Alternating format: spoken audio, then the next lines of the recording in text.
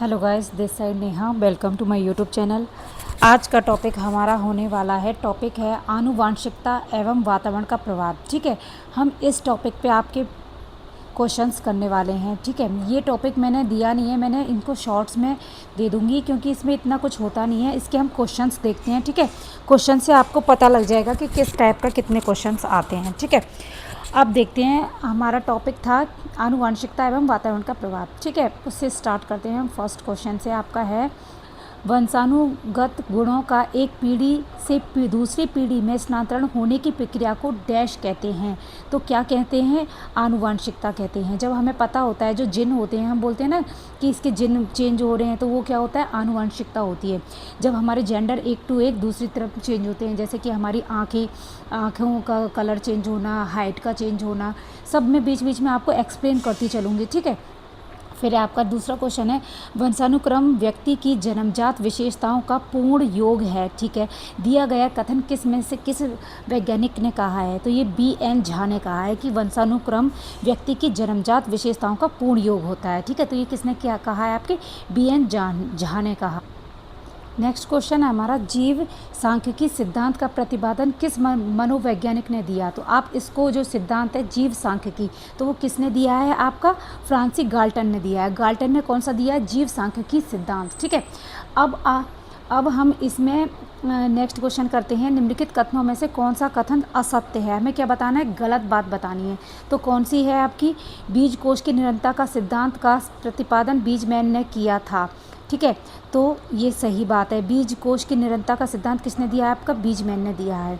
माता पिता की शारीरिक एवं मानसिक विशेषताओं का संतानों में हस्तांतरण होना आनुवंशिकता का विशेष लक्षण है। यही तो आनुवंशिकता होती है कि एक दूसरे से जो जीन होती हैं, जो जनरेशन होती है, एक दूसरे में चेंज होती है। बीमारी आ जाती है, हमारा कलर आ जाता है, आई कलर चेंज आ जाता है, हमारे बहुत हाइट आ जाती है। शारीरिक एक मानसिक दोनों पर डिपेंड करता है। पुरुषों में XX गुणसूत्र पाया जाता है। नो, पुरुषों के लिए XY होता है और महिलाओं के लिए होता है XX। ठीक है, तो यही आपका क्वेश्चन गलत है। पुरुषों में XX गुणसूत्र पाया जाता है, तो ये क्या है? आपका गलत है।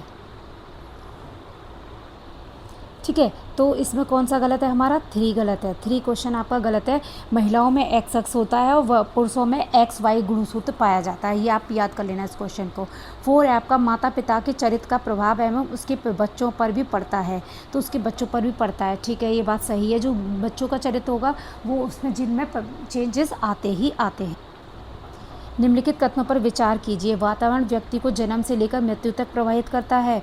वातावरण, हाँ ऑफ कोर्स, क्यों नहीं करता। फिर है आपका कथनों पर विचार कीजिए। आनुवंशिकता एवं वातावरण का प्रभाव व्यक्ति के शारीरिक मानसिक सब पर पड़ता है। बालकों के विकास में उसके परिवेश अर्थात परिवार समाज एवं पास पड़ोस की महत्वपूर्ण भूमिका होती है। विकास के लिए ऐसा ज़रूरी नहीं है, पर हाँ कहीं हद तक होता है कि प्रभाव पड़ता है पास पड़ोस का, समाज का विकास में। ठीक है, तो ये आपका इसका क्या है? आपका ये सभी बात सही कही गई है। ठीक है, तो ये बात सही कथन गए हैं, तो आपका है 4 सही है। फिर है आपका, आनुवंशिकता एवं वातावरण दोनों हैं। तो क्या है? दोनों एक दूसरे के एक दूसरे के पूरक होते हैं। आनुवंशिकता एवं वातावरण दोनों एक दूसरे के पूरक होते हैं। ठीक है, फिर है आपका, बालकों की बुद्धिमत्ता निर्भर करती है। जो बालकों की बुद्धि है वो किस पर निर्भर करती है? ज्ञानवर्धन के लिए पारिवारिक भ्रमण पर नहीं, पारिवारिक परिवेश पे। यस, बालकों की बुद्धि किस पर निर्भर करती है? पारिवारिक परिवेश पे, जो उनको परिवार से मिल रहा है उनको। ठीक है, उस पर निर्भर करती है। देखो, एक बात और बता दूं, अब मैं लाइव तो अभी नहीं कर सकती, पर मैं कोशिश करूंगी। हम मंडे से लाइव करेंगे। जो प्रीवियस क्वेश्चन है हम मंडे से लाइव करेंगे। नेक्स्ट है हमारा, निम्नलिखित में कौन सा वंशानुगत प्रभाव बालकों पर पड़ता है? तो बालकों पर कौन सा प्रभाव पड़ता है? आपका शारीरिक लक्षणों पर प्रभाव, चरित्र पर प्रभाव, बुद्धि पर, सभी पर। जो वंशानुगत होता है, जनरेशन का होता है, वो सभी पर पड़ता है। शारीरिक लक्षणों पर भी, चरित्र पर भी, बुद्धि पर भी। तो इसका आंसर है आपका सभी पर पड़ता है। निम्नलिखित में से कौन सा जोड़ा वातावरण के संदर्भ में सुमेलित नहीं है? कौन सी बात किसने कही है वो आपको ध्यान रखनी है, जो सुमेलित नहीं करती है। तो वो कौन सी है आपकी? देखो, प्रजाति की विशेषता पर प्रभाव, ये क्लार्क ने कहा है, ये बात सही है। ठीक है, और बुद्धि का प्रभाव कैंडोल ने कहा है, ठीक है।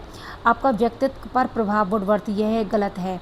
मानसिक विकास पर प्रभाव गॉर्डन ने कहा है। तो आपका कौन सा आंसर गलत है? व्यक्तित्व पर प्रभाव वुडवर्थ का ये वाला गलत है, और ये तीनों आपके सही हैं। इनको याद कर लेना। प्रजाति की श्रेष्ठता पर प्रभाव किसने कहा है? क्लार्क ने कहा है। बुद्धि पर प्रभाव कैंडोल ने कहा है। मानसिक विकास पर प्रभाव गॉर्डन ने कहा है। देखो, ये गुणु सूत्र का वेरी इंपॉर्टेंस ये आता है कि हमेशा कि गुणु सूत्र मैंने बताया ना कि महिला में XX और पुरुष में XY होते हैं, और ये जलकर टूट जाते हैं। देखो, X होता है तो लड़की होती है, और XY होता है तो लड़का होता है, ठीक है। ये क्वेश्चन पूछ लिया जाता है, गुणु सूत्र का काफ़ी क्वेश्चन आता है, ठीक है। तो क्वेश्चन है आपका, गुणु सूत्र होता है तो गुणु सूत्र क्या होता है आपका? X और Y दोनों होता है, यह केवल Y होता है? दोनों ही होते हैं, X और Y दोनों ही होते हैं, ऑफकोर्स ये तो सभी जानते हैं। निम्नलिखित में से कौन सी एक आनुवंशिक तो आनुवंशिक बीमारियां कौन कौन सी होती हैं? आनुवंशिक इसमें कौन सी बीमारी है? देखो, खसरा, रंगों को पहचानने की अनंतता, पीलिया, डायरिया। देखो, डायरिया नहीं होती है ना, और खसरा भी नहीं होता, ये तो बाद की बीमारियां होती हैं, ठीक है। पीलिया भी। तो आपको आनुवंशिकता बीमारी है तो कौन सी है? रंगों को पहचानने की अदंता, ये आपकी जनरेशन बीमारी होती है, कलर ब्लाइंडनेस, ठीक है। अगर दादा परदादा में ये बीमारी होगी तो बच्चों में भी आ सकती है, पिता में भी आ सकती है, ठीक है। ये कन्वर्ट हो सकती है, स्थानांतरण हो सकता है इसका। आपका 12 क्वेश्चन है आपका, निम्नलिखित कथनों पर विचार कीजिए, ठीक है। बालकों के आनुवंशिक गुण उनकी वृद्धि एवं विकास दोनों को प्रभावित करते हैं। यस, आनुवंशिक गुणों के निर्धारण में गुणसूत्र की महत्वपूर्ण भूमिका होती है। सही। तो इसमें दोनों बात सही है, तो ये भी बात सही बात कही गई है और ये भी बात सही कही गई है। तो ये कौन सा ऑप्शन है आपका? फर्स्ट और दो दोनों ही सही हैं। आनुवंशिकता को डैश सामाजिक संरचना माना जाता है। तो आपका आनुवंशिकता जो उसको क्या माना जाता है? स्थिर माना जाता है। आपकी आनुवंशिकता कैसी होती है? स्थिर सामाजिक संरचना माना जाता है, ठीक है। फिर आप बालक के चरित्र का विकास किसके द्वारा होता है? जो बालक का चरित्र होता है उसका विकास किसके द्वारा होता है? तो इच्छा शक्तियों द्वारा, बर्ताव एवं व्यवहार द्वारा, नैतिकता द्वारा, या इन सभी के द्वारा? इन सभी के द्वारा होता है, ठीक है। जो हमारा समायोजन होता है वो उसमें जिसके द्वारा प्रणाली अनुभूत आवश्यकताओं और सभी को परिस्थितियों, इन सब में पर्यावरण बहुत मेन होता है। जो बालक के चरित्र होता है इच्छा शक्ति द्वारा भी होता है, नैतिकता के जो मूल हैं, जो आपके रूल्स हैं, वैल्यूज़ हैं, उस पर भी पड़ता है, व्यवहार से भी पड़ता है। तो इसमें क्या है? इन सभी द्वारा, ठीक है। व्यक्तित्व स्थायी समायोजन है। व्यक्तित्व स्थायी समायोजन है। व्यक्तित्व स्थायी समायोजन है, हाँ स्थायी समायोजन है। पर्यावरण के साथ, प्रकृति के साथ, इस जीवन के साथ जो समायोजन होता है वो पर्यावरण से भी होता है, आपका जीवन के साथ भी होता है, प्रकृति के साथ भी होता है। तो इसका आंसर है आपका ये सभी, ठीक है। इसका आंसर है आपका 4, 15 का 4 एंड इसका देन 4, 15 का भी 4, 14 का भी 4 है। मानसिक विकास को प्रभावित करने वाले कारक हैं। तो मानसिक जो विकास होता है हमारा, मेंटली डेवलपमेंट होता है, वो देखो वंशानुक्रम इस पे भी डिपेंड करता है, परिवार का वातावरण पे भी डिपेंड करता है। जब देखो परिवार का वातावरण, लड़ाई झगड़े होते हैं, अच्छा वातावरण नहीं होता, ये सब होता है, तो बच्चे पे बहुत प्रभाव पड़ता है, तो उसका मानसिक प्रभाव पड़ता है, ठीक है। परिवार की सामाजिक स्थिति से भी प्रभाव पड़ता है। कैसी सामाजिक स्थिति है? अच्छी है, बेकार है, जैसे कि कोई चोर हैं, वैसे हैं, मतलब अच्छे पढ़ने वाले हैं, सामाजिक स्थिति। तो इसका क्या है आपका? उपरोक्त सभी का प्रभाव पड़ता है, ठीक है। माता पिता से वंशजों में स्थानांतरित होने वाले लक्षणों को कहा जाता है। जो वंशजों में स्थानांतरित होते हैं तो उनको हम क्या बोलते हैं? आनुवंशिकता बोलते हैं। ये तो सबको ही पता है, क्या बोलते हैं? आनुवंशिकता। वह प्रक्रिया जिसके द्वारा माता पिता एवं अनुमान लगाते हैं कि उनके बच्चे में सभी सकारात्मक गुण हैं, क्योंकि एक गुण सकारात्मक है कहलाता है। तो वो क्या है आपका? परिवेश का प्रभाव। तो आपका क्या है? परिवेश का प्रभाव, हावथॉर्न का प्रभाव का नियम, या प्रतिलोम परिवेश का प्रभाव। तो इसका है आपका परिवेश का प्रभाव, ठीक है। जो परिवेश का प्रभाव होता है, एक क्या होता है वो आपका संज्ञानात्मक पूर्वाग्रह होता है, जो यह दर्शाता है कि व्यक्ति के गुणों का विकास उसके आसपास के परिवेश पर निर्भर करता है। तो परिवेश क्या हो गया? वो मतलब जो आसपास का जो आपका वातावरण है उस पर निर्भर करता है, ठीक है। फिर है आपका मानव व्यक्तित्व परिणाम है, जो मानव का आपका व्यक्तित्व है, पर्सनैलिटी है, उसका रिजल्ट आउट क्या होता है, तो उसका रिजल्ट आउट होता है आपका, देखते हैं, केवल आनुवंशिकता। देखो मैंने बताया कि जिसमें भी ऑप्शन में आपका केवल आएगा तो उसको आंख बंद करके कट कर दो। साइकोलॉजी में, पेडालॉजी में आपके से ये साइकोलॉजी है, सीडीपी है, इसमें केवल का कहीं पे भी रोल है ही नहीं, ठीक है। पालन पोषण और शिक्षा का, आनुवंशिक और एवं वातावरण की अंतःक्रिया का, ठीक है, केवल वातावरण का। तो जो मानव व्यक्तित्व का परिणाम है वो आपका किसका है, आनुवंशिक और अंतःक्रिया का। किसका, आनुवंशिकता एवं वातावरण की अंतःक्रिया का। इस लाइन को आप याद कर लीजिए, रट लीजिए आंख बंद करके। अंतःक्रिया, दोनों की अंतःक्रिया होती है, आनुवंशिकता एवं वातावरण का दोनों की अंतःक्रिया होती है। ओके। जुड़वा भाइयों में से एक को सामाजिक एवं आर्थिक रूप से धनाढ्य परिवार द्वारा गोद लिया गया और दूसरे को एक निर्धन परिवार द्वारा। 1 वर्ष के बाद उनकी बुद्धि लब्धता के बारे में निम्नलिखित में से क्या अवलोकित होने की सर्वाधिक संभावना है। ऑफकोर्स देखो, जो अच्छे पढ़े लिखे लोग होंगे उनका कल्चर अलग होगा, उनकी पर्यावरण अलग होगा, वातावरण अलग होगा, वो लोग इंग्लिश में बोलेंगे, अच्छी भाषा बोलेंगे, हम ये सब चीज़ उनको बच्चे को प्रोवाइड कराएंगे, ठीक है, खाने पीने से लेकर सब कुछ उनका सही ही होगा, ठीक है। तो क्या होगा, धनी सामाजिक परिवार वाली लड़की की अपेक्षा निर्धन परिवार वाला अधिक अंक प्राप्त करेगा। गलत, ऐसा हो ही नहीं सकता। सामाजिक आर्थिक स्तर हो सकता है बट इस टाइम नहीं है। सामाजिक आर्थिक स्तर बुद्धि लाभ को प्रभावित नहीं करता। गलत, ये तो है ही नहीं। संभावना है, अवलोकित होने की अशाब्दिक संभावना है, तो इसका है आपका 20। सामाजिक आर्थिक स्तर बुद्धि लब्धता को प्रभावित नहीं करता। सही बात है। जो आपकी ये बुद्धि लाभदिक है वो सामाजिक आर्थिक स्थिति को वो नहीं करता। कोई बच्चा गरीबी में भी वो हो सकता है और उसमें भी हो सकता है, ठीक है। फिर है आपका निम्नलिखित में से कौन सा मुख्य रूप से आनुवंशिक संबंधी कारक है। तो आपका आनुवंशिक संबंधी कारक है आँखों का रंग, सामाजिक गतिविधियों में भागीदारिता या समक्ष व्यक्तियों के समूह के प्रति अनुभूति या चिंतन पैटर्न। चिंतन पैटर्न तो कोई भी गरीब का बच्चा भी चिंतन कर सकता है, अमीर का बच्चा भी कर सकता है। सामाजिक गतिविधियों में भागी रखता है, ऐसा नहीं है। तो ये जो आनुवंशिक संबंधी कारक है, आनुवंशिक जो होता है वो आँखों का रंग होता है। मैंने बार बार बोलती हुई आई हूँ मैं। निम्नलिखित में से डैश के अतिरिक्त सभी वातावरणीय कारक विकास को आकार देते हैं। तो कौन से देते हैं आपके आकार को, संस्कृति। कौन सा है आपका इसका, संस्कृति नहीं है, शारीरिक गठन, पौष्टिकता की गुणवत्ता, संस्कृति, शिक्षा की गुणवत्ता नहीं, शारीरिक गठन। क्या है इसका आंसर, शारीरिक गठन आपकी सभी वातावरणीय कारक विकास को आकार देते हैं। आकार देना मतलब विकास को, वातावरणीय मतलब शारीरिक, ठीक है। बच्चे के विकास में आनुवंशिकता और वातावरण की भूमिका के बारे में निम्नलिखित में से कौन सा कथन सत्य है। तो आपका कौन सा कथन सत्य है, जो भूमिका है पूरी, तो उसका आपका है आनुवंशिकता एवं वातावरण दोनों एक बच्चे के विकास 50-50% योगदान रखते हैं। गलत, समवयस्कों और प्रत्येक का सापेक्ष योगदान योगात्मक नहीं होता। यही आंसर ठीक है। जो आपके समवयस्क होते हैं, जो बड़े होते हैं, और पितृत्व होते हैं, जीन्स होते हैं, का सापेक्ष योगदान योगात्मक नहीं होता है, ठीक है। उसका योगदान आपका योगात्मक नहीं होता है। संस्कृति पर शिक्षा का क्या प्रभाव पड़ता है। संस्कृति की निरंतरता को बनाए रखना, हाँ बिल्कुल। संस्कृति के हस्तांतरण में सहायता करना, वेरी गुड, बिल्कुल। संस्कृति का परिरक्षण, हाँ, ये इसके उपरोक्त सभी हैं। जो संस्कृति होता है उस पर शिक्षा पर सबका ही प्रभाव पड़ता है। देखो उसको ट्रांसफॉर्म पर, निरंतरता पर, लगातार क्या संस्कृति उसका कल्चर चल रहा है उस पर भी बनाए रखना होता है। संस्कृति परिष्करण पर भी ध्यान रखता है, ठीक है। निम्नलिखित में से कौन सा कथन सत्य है। तो आनुवंशिक बनावट व्यक्ति की परिवेश की गुणवत्ता के प्रतिवारात्मकता को प्रभावित करती है। गोद लिए गए बच्चों का वही बुद्धि लब्धांक IQ होता है जो गोद लिए गए उसके सगे भाई बहनों का होता है। अनुभव मस्तिष्क के विकास को प्रभावित नहीं करता। विद्यालयीकरण का बुद्धि पर कोई प्रभाव नहीं पड़ता। सत्य बताना है, ठीक है। क्यों नहीं पड़ता, विद्यालय का बच्चा जाएगा उसका बुद्धि का प्रभाव ही नहीं पड़ता है, ठीक है। ये गलत है। ये अनुभव मस्तिष्क के विकास को अनुभव तो जीन पियाजे एवरीथिंग सभी बोलते हैं, पर आपका थार्नेडाइक बोलते हैं। अनुभव तो बहुत प्रभाव पड़ता है कि अनुकरण करना, अनुभव करना, ठीक है। ये भी गलत बात कही गई है। गोद लिए गए बच्चों का वही बुद्धि लब्धांक होगा जो गोद लिए गए सगे भाई बहनों का होगा।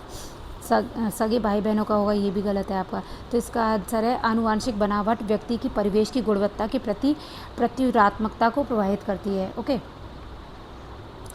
मानवीय विकास में आनुवंशिकता एवं परिवेश की भूमिका के संदर्भ में निम्नलिखित में से कौन सा कथन सुनिश्चित है? देखते हैं। विकास के विभिन्न क्षेत्रों में आनुवंशिक और परिवेश का सापेक्षिक प्रभाव परिवर्तनशील होता है। हाँ, बिल्कुल होता है। भारत सरकार की विवेदात्मक क्षतिपूरकता संबंधी नीति मानवीय विकास में प्रकृति की भूमिका पर आधारित है। गलत। परिवेश की भूमिका लगभग स्थिर सी रहती है। नहीं, जबकि आनुवंशिकता का प्रभाव परिवर्तित होता रहता है। गलत।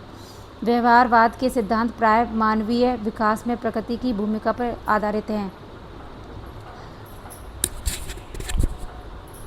ये भी गलत है। तो आपका इसका आंसर है विकास के विभिन्न क्षेत्रों में आनुवंशिकता एवं परिवेश का सापेक्षिक प्रभाव परिवर्तनशील होता है। ठीक है।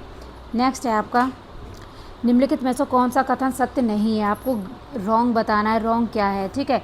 तो आपका इसका है वंशानुक्रमण माता पिता से संतानों में गुणों का संरक्षण होता है। यही आपका नियम है, सिद्धांत है। विकास प्रणाली और उसके पर्यावरण की अंतःक्रिया का परिणाम है। हाँ, बिल्कुल सही।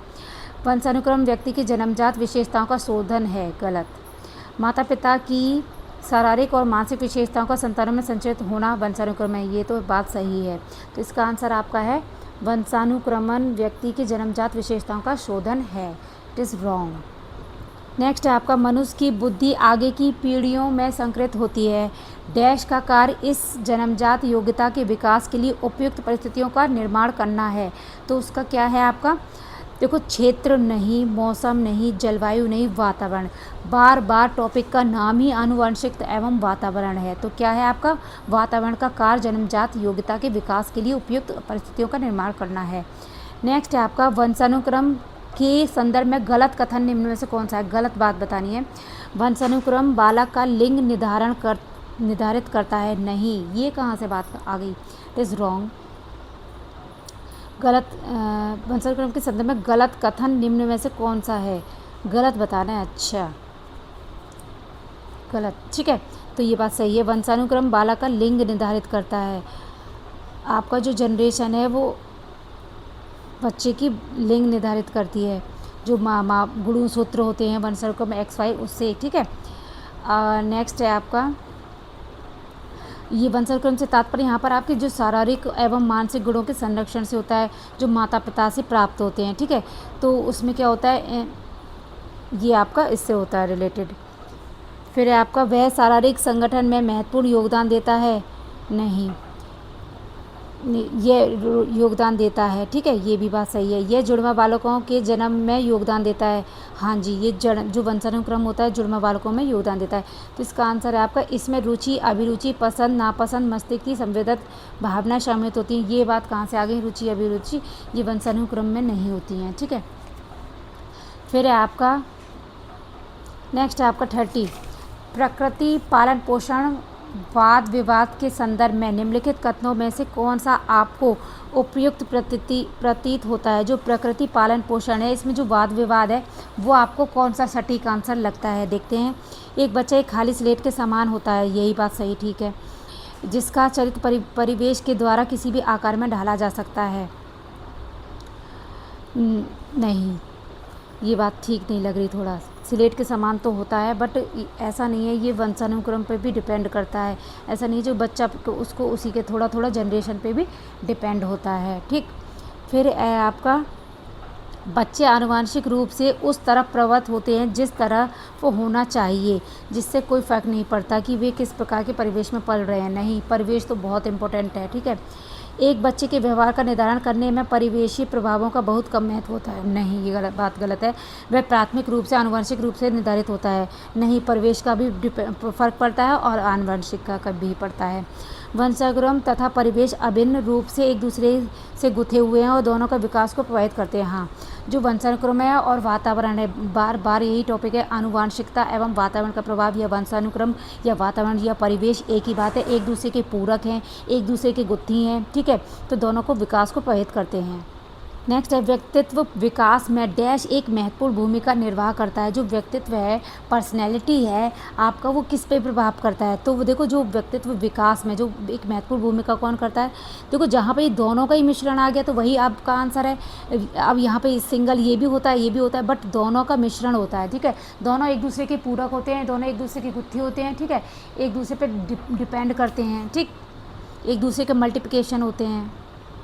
क्या बच्चे इसलिए भाषा अर्जित करते हैं क्योंकि उनमें आनुवंशिक रूप से ऐसा करने की पूर्व प्रवृत्ति होती है, या उनके माता पिता प्रारंभिक अवस्था से ही उन्हें गहन रूप से सिखाते हैं? यह प्रश्न आवश्यक रूप से दर्शाता है। तो आपका क्या दर्शाता है? क्या विकास एक सतत प्रक्रिया है तथा एक असतत प्रक्रिया है? गलत। भाषा के विकास पर संज्ञान का प्रभाव है। प्रकृति और पोषण पर बहस। बहुकारक योग्यता के रूप में विकास पर चर्चा। देखो, जो बहुकारक है वह मल्टीप्लिकेशन जो योग्यता है उस पर ही सब कुछ मल्टीप्लिकेशन होती है, मतलब बहुकारक योग्यता के रूप में विकास चर्चा पर होता है, ठीक है। यह प्रश्न आपको दर्शाता है।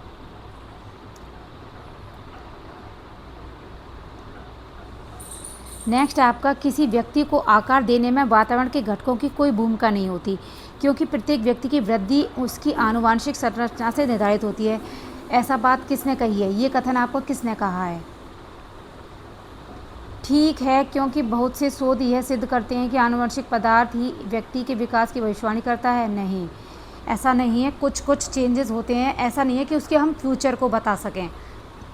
ठीक नहीं है, क्योंकि वातावरण के घटक किसी व्यक्ति की वृद्धि और विकास में कम योगदान करते हैं। नहीं, वातावरण और घटक ही तो विकास करते हैं, क्यों नहीं करते हैं? डिपेंड करते हैं। गलत। ठीक नहीं है, क्योंकि बहुत से शोध यह सिद्ध करते हैं कि विकास में वातावरण का बड़ा प्रभाव पड़ता है। हाँ, तो इसका आंसर होगा आपका ठीक नहीं है, क्योंकि बहुत से शोध यह सिद्ध करते हैं कि विकास में वातावरण का बड़ा प्रभाव पड़ता है, ठीक है। नेक्स्ट है आपका, एक 6 वर्ष की लड़की खेलकूद में असाधारण योग्यता प्रदर्शित करती है। उसके माता पिता दोनों ही खिलाड़ी हैं। सही बात है। उसे नृत्य प्रशिक्षण प्राप्त करने भेजते हैं और सप्ताहांत में उसे प्रशिक्षण देते हैं। बहुत संभव है कि उसकी क्षमता निम्नलिखित दोनों के बीच परस्पर प्रतिक्रियाओं का परिणाम होंगी। तो इसका क्या है आपका? वृद्धि और विकास, स्वास्थ्य और प्रशिक्षण, अनुवांशिक। देखो, जो डिपेंड एक दूसरे माता पिता से आता है वो क्या होता है?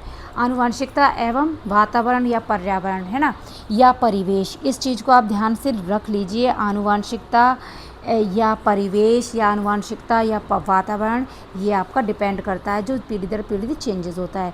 क्यों होता है? देखो, आनुवांशिकता का अर्थ ही होता है कि माता पिता के गुणों का हस्तांतरण करना। जो आनुवांशिकता होता है उसका मीन्स ये होता है जो माता पिता के गुण हैं वो एक दूसरे में हस्तांतरण होते हैं, ट्रांसफॉर्म होते हैं, अतः माता पिता के गुणों का प्रभाव उसके बच्चों पर अवश्य ही पड़ता है।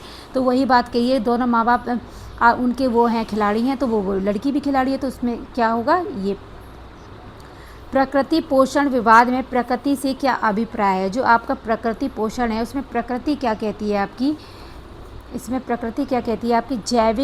जैविकीय विशिष्टताएं या वंशानुक्रम सूचनाएं।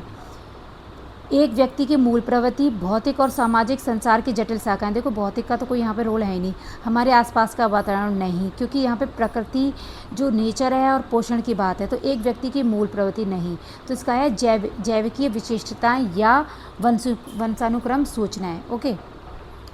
डैश तथा डैश का विशिष्ट अन्योन्य क्रिया का परिणाम विकास के विविध मार्गों और निष्कर्षों के रूप में होता है। तो वो कौन सा है? आपको ये तो आंख बंद करके कर लेंगे, इतनी एक्सरसाइज कर ली तो आप तो वंशानुक्रम और वातावरण पर्यावरण, ठीक है। नेक्स्ट है, व्यक्ति में उन मनोशारीरिक अवस्थाओं का गतिशील संगठन जो उसके पर्यावरण के साथ अद्वितीय सामंजस्य निर्धारित करता है, यह बात कहलाता है। ये क्या कहलाता है आपका? ये आपका कहलाता है व्यक्तित्व। जो व्यक्तित्व है, आपकी पर्सनैलिटी है, वो क्या डिपेंड करती है? मनोशारीरिक आवश्यकताओं का गतिशील संगठन। जो भी आपका गतिशील संगठन हो रहा है वो और पर्यावरण के साथ अद्वितीय सामंजस्य निर्धारित करता है। वो कौन करता है? आपका व्यक्तित्व, पर्सनैलिटी। सामान्य पुरुषों में XY गुणसूत्र होता है, जबकि सामान्य महिलाओं में XX होते हैं। तो ये मैंने अभी आपको डिफाइन कर ही दिया है कि पुरुषों में XY होता है, महिलाओं में XX होता है। देखो जब महिला का एक एक्स होता है और इस पुरुष का एक एक्स होता है तो दोनों का एक्स एक्स होता है तो लड़की होती है, और एक्स और वाई गुणसूत्र मिलते हैं तो लड़का होता है। ठीक है, फिर नेक्स्ट है आपका वातावरण वह बाहरी शक्ति है जो हमें प्रभावित करती है। किसने कहा था, जो ये बात किसने कही है, वातावरण वह बाहरी शक्ति है जो हमें प्रभावित करती है, तो वो किसने कही थी आपकी, ये बात आपकी रॉस ने कही है, रॉस के द्वारा कहा गया है। प्रसिद्ध जो आपके मनोवैज्ञानिक रॉस हैं उन्होंने कहा है कि वातावरण वह बाहरी शक्ति है जो हमें प्रभावित करती है। तो ये था आपका आज का सेशन आनुवंशिकता एवं वातावरण का प्रभाव। ठीक है, अब नेक्स्ट में मिलते हैं हम समाजीकरण की प्रक्रिया के क्वेश्चंस में। ठीक है, बाय, थैंक यू।